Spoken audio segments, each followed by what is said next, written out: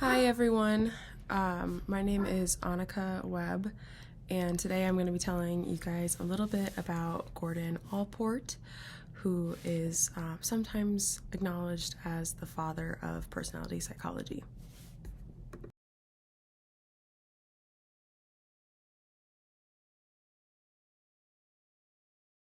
Alright, so Gordon Willard Allport was born on November 11th, 1897 in Montezuma, Indiana.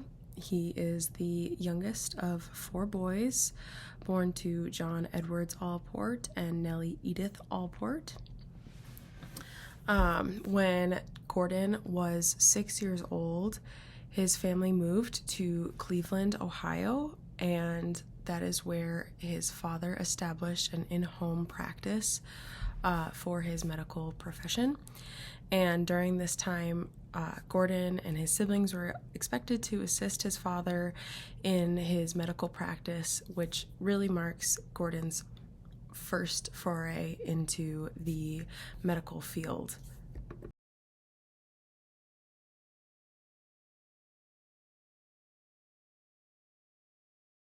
So Gordon Allport graduated from high school in 1915. He was second in his class.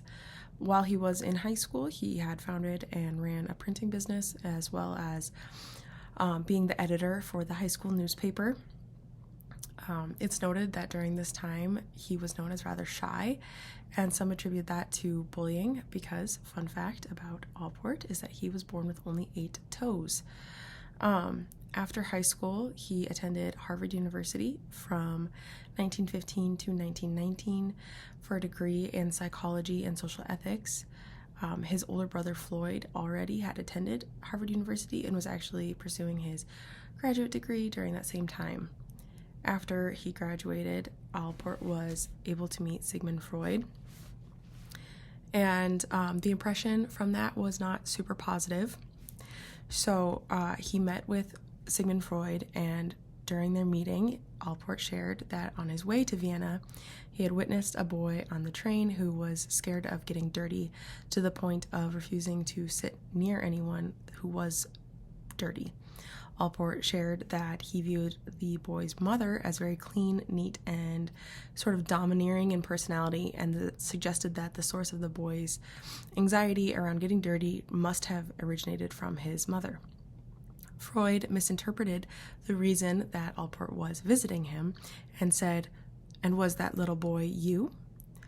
Allport felt that Freud had attempted to reduce his observation into an unconscious memory from his own childhood, which led him to believe that psychoanalysis tended to look too closely at the influence of one's past and unconscious, and not nearly enough at the present motivations and context for behavior.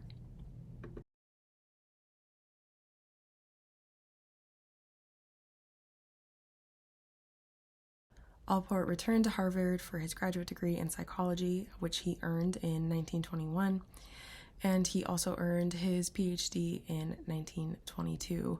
He had his first published paper written alongside his older brother, Floyd Allport, which was titled Personality Traits, Their Classification and Measurement.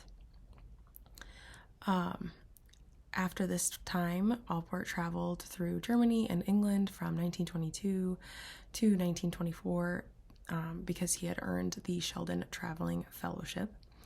And after he returned from his studies abroad, he taught one of the first courses on personality in America, which was titled Personality, Its Psychological and Social Aspects, and he taught that at Harvard.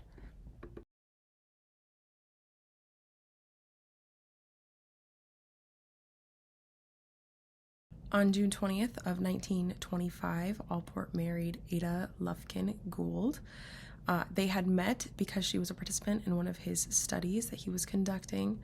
She was also a trained clinical psychologist, and she had earned her master's degree from Harvard in 1921. They had a son named Robert on June 29th in 1927, And Robert went on to become a doctor like his grandfather. Specifically, he became a pediatrician, and that was kind of a point of pride for Allport. He very much liked that his father was a doctor and his son was a doctor, and he was just kind of the odd one out, but still in that scientific field. Gordon Allport died of lung cancer in 1967 on October 9th.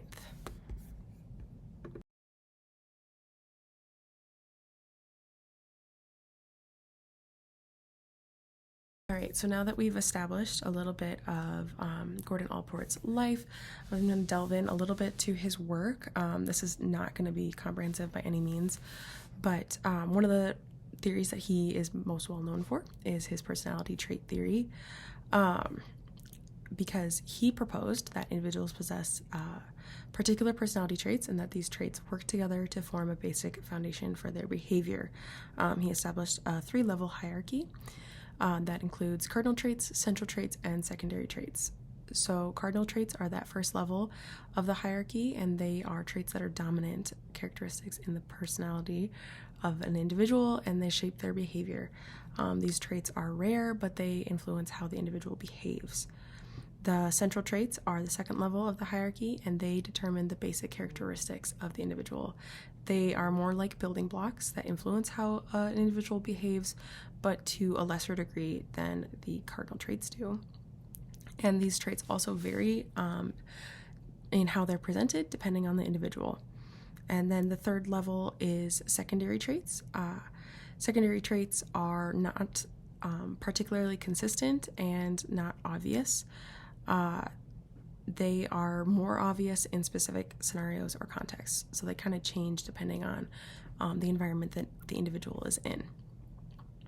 Allport suggested that there may be as many as 4,500 different personality traits possible in individuals. The next theory that he suggested was the genotypes and phenotypes, which is the belief that there is external and internal forces that influence an individual's personality and their behavior. Phenotypes are the external forces that may change how an individual relates to and responds to their surroundings. So an example of this is other individuals or groups of people who the individual interacts with. Genotypes are the internal forces that can influence an individual's personality. This could be like how someone retains information and how they draw conclusions about the world.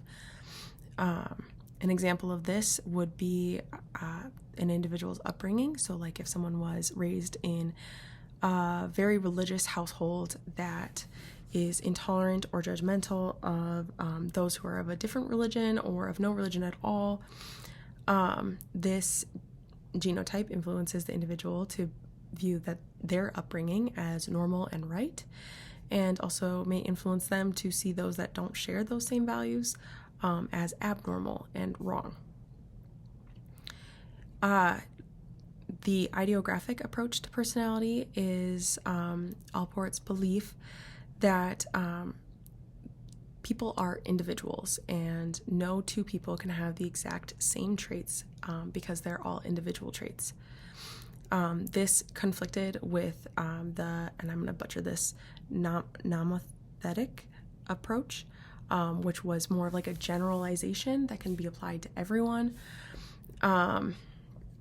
But his approach, the ideographic approach, was kind of challenging because it made it really difficult to measure and describe certain traits.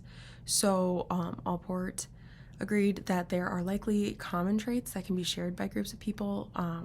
However, it may vary in how it presents an individual. So that's kind of similar to those central traits that we talked about before. Multiple people can have the same trait. It just might present differently depending on who they are as a person. Allport also proposed the functional autonomy of motives during his development of the full-bodied psychology of the human person. He believed that adult individuals had motivations that were varied and ever-changing, and that individuals can grow out of a motivation just like they can grow out of other traits and behaviors. Next, a significant piece of work of Allport's was the letters from Jenny. So this was a set of a bunch of letters from a woman written to a young married couple. And basically, he took these letters and analyzed them because he believed that they could provide insight into the individual and their personality. He published these letters along with his analysis of the author's personality, which became known as the work Letters from Jenny. And finally, the nature of prejudice. So Allport produced a widely comprehensive, for the time, body of work known as The Nature of Prejudice, which went into the psychological perspective of the major theories of prejudice. And he really emphasized that prejudice is caused by multiple sources, and it can't be explained by simply one source. And then this body of work kind of laid the groundwork for future research into prejudice and discrimination.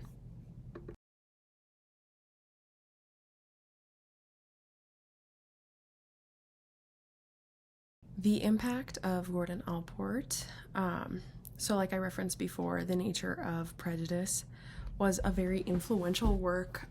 It really encouraged a closer look into the nature of prejudice and what causes that behavior, how are these behaviors learned, what personality traits kind of play into that, how it can be combated, that kind of thing. It was very influential. It was read even by the likes of Martin Luther King Jr. and Malcolm X. And so that work really just encouraged, it was a stepping off point, let's say, for that particular subfield of psychology. Next, Gordon Allport's trait theory, which is that cardinals, central, and secondary trait theory. While it is not necessarily super common today, it has definitely influenced a lot of personalities, trait theories, and what goes into an individual's personality. So a good expansion on that, or an evolution rather of that, would be the Big Five, the 5-factor model, specifically the Big Five personality traits, which include openness to experience, conscientiousness, extroversion, agreeableness, and neuroticism. So this theory believes that individuals possess each of these traits, but they are at different spots on the spectrum for each of these traits. So obviously that is different than Allport's trait theory, which had like 4,500 traits, but it is definitely an evolution of that theory. And his belief that personality is independent from behavior but does influence behavior is an assertion that is still accepted today. The American Psychological Association's definition of personality includes a statement that all agree that personality helps determine behavior. So even now, one of his beliefs is influential enough to be referenced in the American Psychological's definition of personality. Obviously, not all of Allport's theories on personality psychology and prejudice are accepted as valid today, but many current-day theories can be traced back to the work of Allport.